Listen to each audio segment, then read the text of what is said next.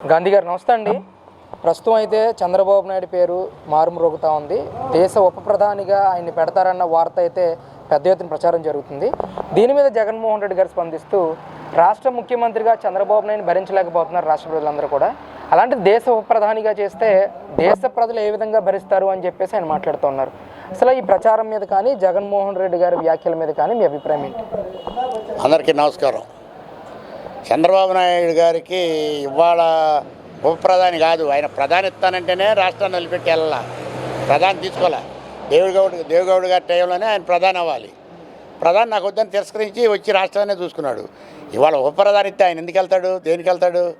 వీళ్ళంతా ఇప్పుడు ప్రజలు భరాయించలేకపోతున్నారని జగన్మోహన్ రెడ్డి అంటున్నాడు.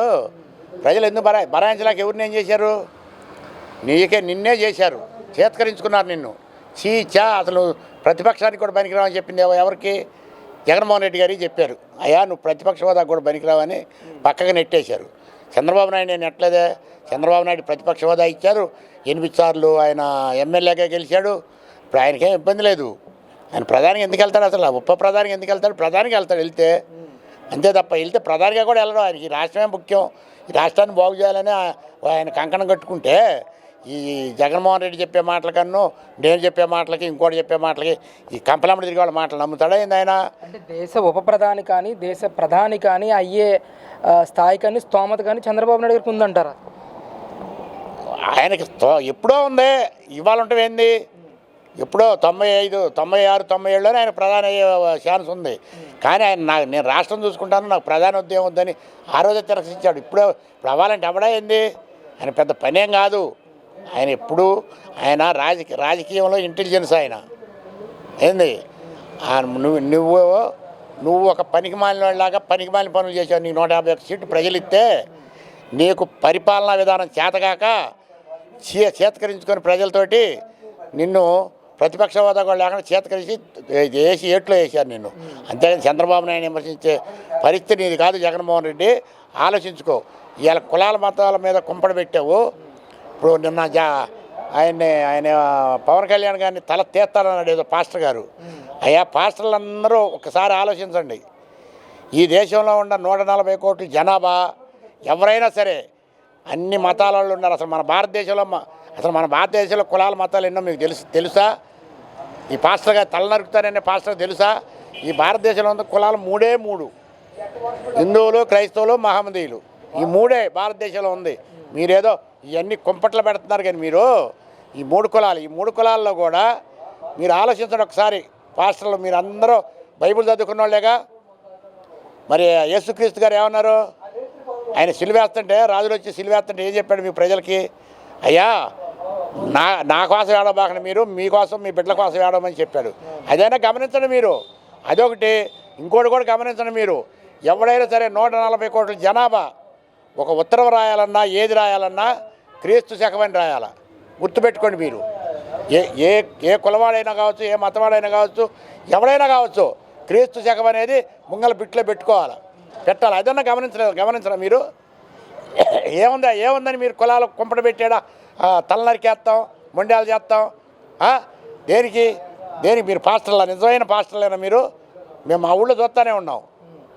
పాస్టర్లో నిజమైన పాస్టర్లు అయితే అట్లాంటి మాటలు, అట్లాంటి భాష వాళ్ళ నోట్లో నుంచి రాదు, వాళ్ళ మనసులో నుంచి రాదు. గుర్తుపెట్టుకోండి అయ్యా పాస్టర్లో, మీరైనా గుర్తుపెట్టుకోండి. ఇది యేసుక్రీస్తు గారిది యుగం, కలియుగమే ఇది. కలియుగం అయితే ఇదేంది? ఈ శకం ఎవరిది? యేసుక్రీస్తు శకం. అందుకని క్రీస్తు శకం అని పెడతారు. గుర్తుపెట్టుకోండి మీరు. ఒక స్టాంపు రాసినా, ఒక ఉత్తరం రాసినా, ఏది రాసినా క్రీస్తు శకం అని పెట్టాల్సిందే. అది బ్రాహ్మణ కావచ్చు, ఇంకోటి కావచ్చు, ఎవడైనా కావచ్చు.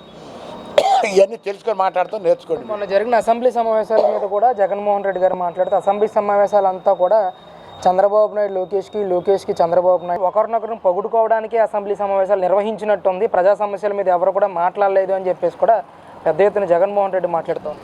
ఇప్పుడు నువ్వు కూడా ఎమ్మెల్యేగా, పులివెందుల ఎమ్మెల్యేగా, పులివెందుల పులి అంటున్నారు కానీ నిన్ను కూడా కొంతమంది.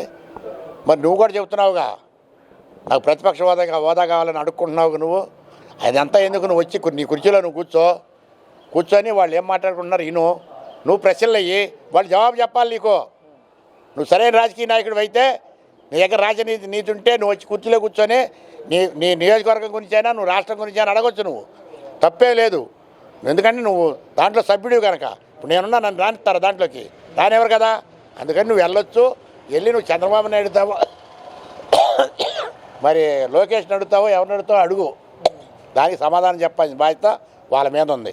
నువ్వు పనికిమాలిన వాళ్ళలాగా నువ్వు బయటికి దాంట్లోకి రాకుండా, అసెంబ్లీలో రాకుండా బయట ఉండి వాళ్ళని ఏడలుగా మాట్లాడితే అది పద్ధతి అనుకోదు. నిన్ను అసలు రాజకీయ నాయకుడని ఎవడు గుర్తించట్లా. అంటే ఎలా అనిపించిందండి జగన్మోహన్ రెడ్డి గారి ప్రెస్ మీట్లు చూస్తూ ఉంటే? మీకు ఏమనిపిస్తుంది? అసలు ఆయన నిజాన్ని నిక్కర్చిగా చెప్తున్నారని చెప్పేసి పెద్ద ఎత్తున వైసీపీ సోషల్ మీడియా మొత్తం మాట్లాడుతాం. అసలు ఆ జగన్మోహన్ రెడ్డి గురించి మాట్లాడుకోవడం వేస్ట్ అయ్యా. ఆయనకు రాజకీయం రాదు, రాజకీయం తెలియదు, ఆయన రాజనీతిజ్ఞుడు కాదు మాత్రం కాదు. ఆయన ఏదో బజార్ల మందిరికి ఒక పార్టీ పెడితే మా రాజశేఖర రెడ్డి గారిని చూసి ఆయనకు ఓట్లు వేశారు, ఆయన ముఖ్యమంత్రి అయ్యాడు, అంతే తప్ప ఇక ఆయన జన్మలో ఆయన ముఖ్యమంత్రి అవ్వడు. ఆయనకు అసలు రాజకీయం అంటేనే తెలియని అగమ్య గోచరం చేస్తున్నాడు ఆయన. అంటే ఇక్కడ అమరావతిలో కూడా నిర్మాణాలు ఏమీ జరగట్లేదు, పనుల్లో పురోగతి లేదని చెప్పేసి కూడా పెద్ద ఎత్తున ప్రచారం జరుగుతుంది. ఎంతవరకు నిజం అంటారు? అసలు వాళ్ళు ఎప్పుడు వైసీపీ వాళ్ళు అమరావతిలో పనులు జరుగుతున్నాయని ఎప్పుడు అన్నారు? ఇవ్వాలంటానికి వాళ్ళు ఎప్పుడు ఏమైనా అన్నారా ఈ 10 సంవత్సరాల్లో? అనలేదు కదా. ఆ ఫస్ట్లో మాత్రం ఒకసారి అన్నాడు, ఇది ఇక్కడే తీసుకోండి, 30,000 ఎకరం కావాలా, ఇక్కడే పెట్టండి రాజధాని అని ఎస్ అని అప్పుడు అన్నాడు. తర్వాత ఇక ఆయన మళ్ళీ ఆయన ఇష్టానుసారం ఆయన అధికారంలో రాగానే దొంగ పలుకులన్నీ మాట్లాడాడు, దొంగ మాటలన్నీ మాట్లాడాడు. ఆయన ఎప్పుడు 100కి 130 అబద్ధాలు ఆడతాడయా. లేకపోతే ఆయన శిరస్సు ఒక్కలైద్దని ఏమైనా శాపం ఉందో నాకైతే తెలియదు. కానీ మరి ఆయన గ్రాఫిక్స్ అన్నారు. ఇప్పుడు సాక్షాత్ మా పార్టీలో ఉన్న మా పిసిసి అధ్యక్షురాలే ఇదంతా గ్రాఫిక్స్, చంద్రబాబు నాయుడు ఏం కట్టలేదు అక్కడ అని ఏం కూడా బొంకింది ఆ రోజు. ఈఎం గారు కూడా చెప్పింది, జగన్మోహన్ రెడ్డి చెప్పాడు, అందరూ అన్నాళ్ళే. అది ఒక ఎడారి, అది శ్మశానం, మరి ఎట్ట పడితే అట్ట మాట్లాడారు. ఇవాళ పనులు పూర్తిగా జరుగుతున్నాయి. వాళ్ళు కళ్ళు లేని కబోజులు అయితే వాళ్ళకి పనులు అవుతున్నాయి అవ్వట్లేదు వాళ్ళకి తెలియదు. గతంలో ఉన్న వైభవం వచ్చిందంటారు ఇప్పుడు అమరావతికి? గతంలో కంటే ఎక్కువ వైభవం వచ్చింది. ఇవాళ ఫ్లాట్లకి రోడ్లు అయిపోతున్నాయి, డెవలప్ అయిపోతున్నాయి. మరి రోడ్లన్నీ డెవలప్ అయిపోతున్నాయి. 2 సంవత్సరాలు వచ్చి చూసుకోమను, లేకపోతే ఇవాళైనా వచ్చి చూసుకోమను. మాట్లాడినాడు ఎవడో, ఆ మాట్లాడిన వాళ్ళని రమ్మను. పనికి మాలిన మాటలు వాళ్ళు చేయక ఇంకోటి చేస్తంటే చేయనీక ఈ రాష్ట్రాన్ని నాశనం చేయడానికి పుట్టాడు ఈ జగన్మోహన్ రెడ్డి. మా రాజశేఖర రెడ్డి గారి కడుపున మా రాజశేఖర రెడ్డికి పేరు కూడా బాగొట్టాడు ఈ జగన్మోహన్ రెడ్డి. అర్థమైందా? మరి అట్లాంటి ఆయన కడుపును పుట్టి ఏమి తెలియక ఒక తెలియని, ఇప్పుడు ప్రతి వాళ్ళు అంటున్నారు ఆయన నన్ను, ఏది మీ రాజశేఖర రెడ్డి గారికి పుట్టింది ఒక దద్దమ్మ పుట్టాడని అడుగుతున్నారు. ఏం చెప్పాలో సమాధానం నాకు అర్థం కావట్లేదు. ఒక దద్దమ్మ పుట్టాడు మీ రాజశేఖర రెడ్డికి, 151 సీట్లు ఇస్తే పరిపాలించడం చేత కాదంటున్నాడు. ఇప్పుడు ఇలా పరిపాలించడం చేతవా?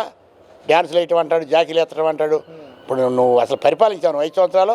ఎప్పుడు బటన్ నొక్కటమే నువ్వు ఏమన్నా ప్రశ్నోత్తరాల సమయం అని అసెంబ్లీ పెడతామని నీకు తెలిస్తేగా, గవర్నర్ ప్రసంగం ఏంటో నీకు తెలిస్తేగా, మరి స్పీకర్ ఏం మాట్లాడాలనేది నీకు తెలిస్తేగా పెడతానికి. నువ్వు నీకు తెలియపాంగా ఎదరాళ్ళు కూడా తెలియదు అని వాళ్ళ మీద కూడా బుర్ర చెబుతున్నావు. వాళ్ళు గత 40 సంవత్సరాల నుంచి ఉండేవాళ్ళు వాళ్ళు. ఇవాళ లోకేష్కి సరిపోతావు నువ్వు ముఖ్యమంత్రి చేసావుగా. లోకేష్ భాషకి నీ భాషకి ఎంత తేడా ఉందంటే నక్కకి నాగలోకానికి ఉన్నంత తేడా ఉంది ఆ జగన్మోహన్ రెడ్డి. ఆలోచించుకో. ఎందుకు నువ్వు ఇకనైనా సిగ్గు తెచ్చుకొని జాగ్రత్తగా మాట్లాడుతూ నేర్చుకో.